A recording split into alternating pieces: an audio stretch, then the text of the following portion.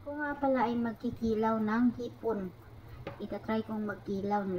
Niluluto ko lang yan sa suka. Hinuhugasan ba?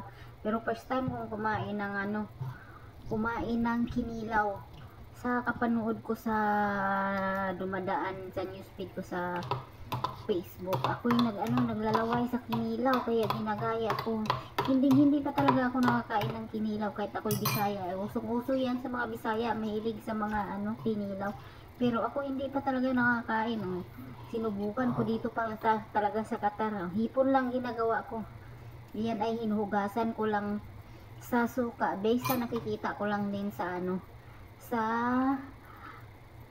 sinisearch ko. Yun nga, si Boy Kilaw nga doon sa FB page, kinakain nga lang na hindi na hinuhugasan sa suka. Sarap na sarap. Yan pa kaya.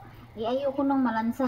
Kaya nilalagyan ko lang yan ng suka, hinuhugasan. Tapos, pagkatapos kong kinukumutan ng suka, nilalagyan ko ng lemon. Iyan lang talaga ay ginagaya ko lang din sa newsfeed na lumalabas sa Facebook ko. Kasi ang dami talaga nagkikilaw. Lahat halos napapanood ko. Kilaw sa dagat. Ako pa na may hindi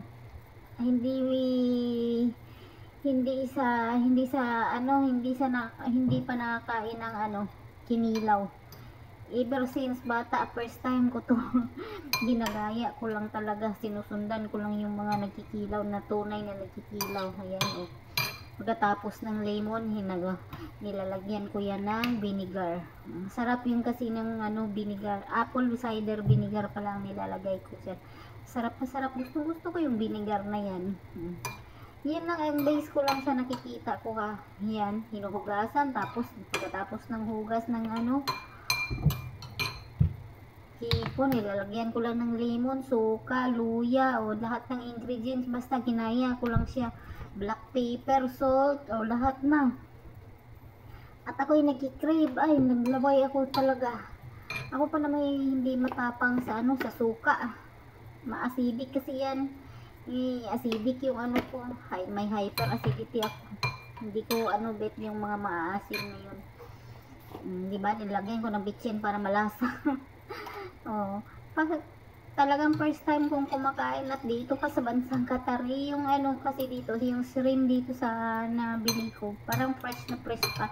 Kasi may sarili man ditong dagat yung Qatar, marami ding laman yung dagat nila, kaya fresh pa yung mga shrimp. Nakikita ko sa Facebook page, si Boy Kilaw, kinikilaw lang, diretso lang. Hindi nga siya nalalansan. Ito pa kaya na hinuhugasan ko ng suka, kinukumutan. Siyempre mawala na siguro yung lansan niya. At ako'y nagkikrib, gumagaya din ako. First time kong kumakain ito. Ever since hindi pa talaga ako nakakain. Diba, ang dami kong ricado nilalagay, may cucumber pa. Masarap pa naman ng cucumber dito, walang masyadong buto. Di kagaya sa atin yan, lasang-lasa na yan. Malasa yan kasi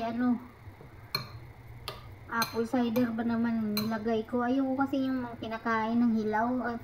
Sa lahat ng ayoko yung mga hilaw kinakain kasi malalansa. Pero yung si Boy Kilaw, nakikita ko parang walang lansa, pang isda, kung ano-anong mga kinakain niya doon sa dagat. Panoorin niya nga sa page, FB page, si Boy Kilaw. Grabe magkilaw. Diba, nilalagyan ko na siya ng cucumber. Masarap yung cucumber dito, malasa. At ito yung first time ko kailangan walang lansa. Ayoko lang kumakain ng mga hilaw. Ewan ko, ako'y Bisaya, pero bihira ang mga Bisayang hindi nakain ng kinilaw. Diba, masarap na sarap yan. Kala nyo mga tinikpan pa. Yung cravings ko, satisfy na siguro to, masarap, malasa na siguro yung ko, panglasa ng kinilaw. Gusto ko talagang makatikim ng kinilaw, malansa ba o hindi. As na base lang tinikman ko yan, hindi naman siya malansa, hindi naman pala malansa, parang nawawala yung amoy niya sa suka na niluluto ko siya, ay hinuhugasan ko siya ng suka, yun pala yun. Lalo na siguro yung hindi ko kaya yung kinakain na walang hugas ng suka, pang malansa, pati mga isda. Kaya yung akin ayoko nang malansan. Nilagyan ko ng maraming lemon. Marami pa namang lemon dito. Lemon, mga kung ano-ano.